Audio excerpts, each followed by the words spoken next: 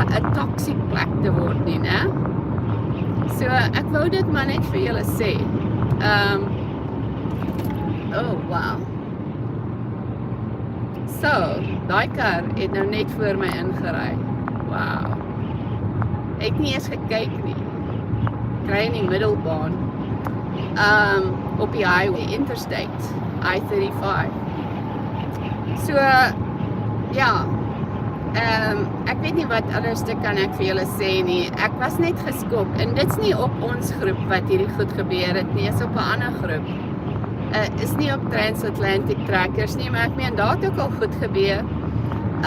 So ek wil almal maar net encourage om be nice.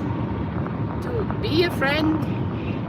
To have a friend is to be a friend. En as jy Amerika toe kom, dan moet jy netwerk. Jy het elke vriend nodig wat jy kan kry. Okay, please go ahead and subscribe there.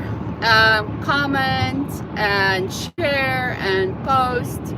En as jy my wil kontak vir meer inligting